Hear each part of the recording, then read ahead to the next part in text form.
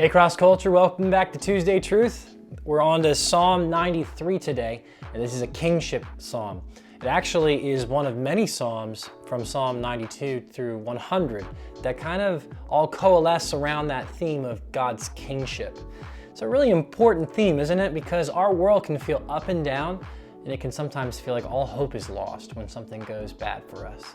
But when we remember that God is still on his throne, it brings great faith to us. Let's dive right in. So Psalm 93 starts, "The Lord reigns, he is robed in majesty. The Lord is robed. He has put on strength as his belt. Yes, the world is established. It shall never be moved." So if you see that, you should immediately think, okay, the image here is God on his throne. He's not just on his throne, he's shining with glory. He's robed, not in any type of old clothes, but robed in majesty itself. He's put on strength as his belt. It's almost like the way he's dressed, the way he looks, defines what it means to be strong, defines what it means to be glorious. Even the world itself is kind of described as one of his robes that he puts on. The world is established. It shall never be moved. And even the way that that psalm first started, when it said the Lord reigns, is not really so much a statement as an announcement to the whole world. By the way, all you people who are panicking, all you who would not trust in God, the Lord reigns. It says some things about his kingship now in verse 2. It says, "Your throne is established from of old. You are from everlasting." So clearly God here is not somebody that has just gotten to the throne, who's just temporarily holding a seat of power.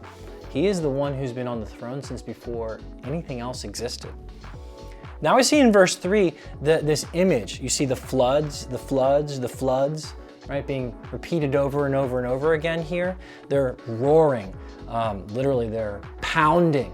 The image here is waves crashing against a gigantic rock in a way that like your ears almost can't hear anything else but the waves.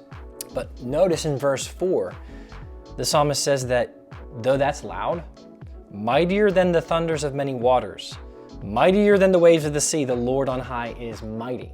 So essentially, the way we would say that water from the waves smashing into the rocks claims our attention and the power almost makes us terrified, that is nothing compared to who our God is on his throne. And so we should trust him, guys. This psalm ends by saying, "Your decrees are very trustworthy." And therein lies one of the directions for us.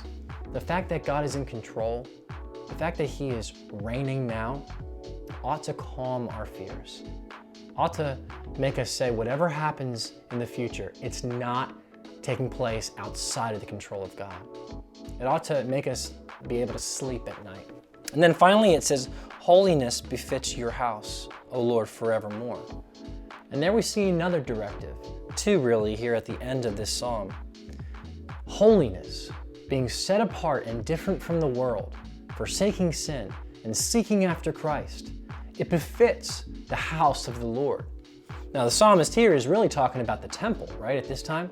But we know that the New Testament tells us that Christ came as the new temple, as God dwelling with man. And then when we believe in Jesus by faith and we trust in him and we experience salvation, we know that the New Testament calls all of us together the temple of God as well, and that he dwells in us.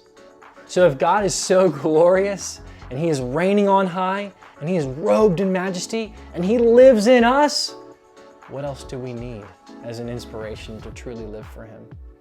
You live your life, take that test, work that job, hang out with friends, with God within you, the one on his throne, draw near to your soul. That should be more than enough incentive for us to want to live our whole life for God. So may you do that today. We'll see you next time on Tuesday Truth.